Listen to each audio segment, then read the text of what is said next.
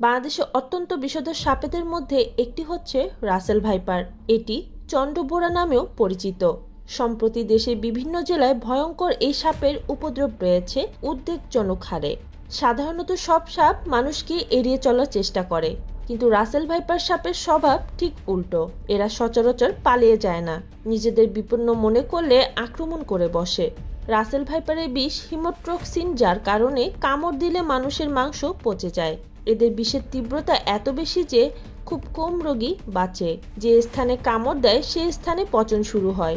অন্যান্য সাপের বেলায় 48 ঘন্টা কেটে গেলেও রোগীকে নিরাপদ ভাবা হয়, কিন্তু রাসেল ভাইপারের বেলায় রোগী সুস্থ হয়ে বাড়ি ফেরার পথও মারা গেছে এমন রেকর্ডও আছে।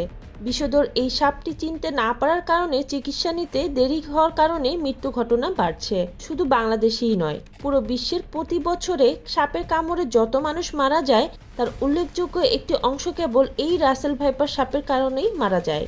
রাসেল ভাইপার সাপের কামড়ের পার্শ্ব প্রতিক্রিয়া তাৎক্ষণিকভাবে কিংবা কয়েক ঘন্টা পরে শুরু হতে থাকে। প্রতিক্রিয়া শুরু হওয়ার বিষয়টি কামড়ের গভীরতা, বিষের মাত্রা, সাপের দৈর্ঘ্য ও বয়সের উপর নির্ভর করে। উপযুক্ত চিকিৎসা না করলে কামড়ের 1 দিন থেকে 14 দিনের মধ্যে রোগী মৃত্যু হতে পারে। সাপে কামড়ানোর পর প্রথম 100 মিনিট খুব গুরুত্বপূর্ণ।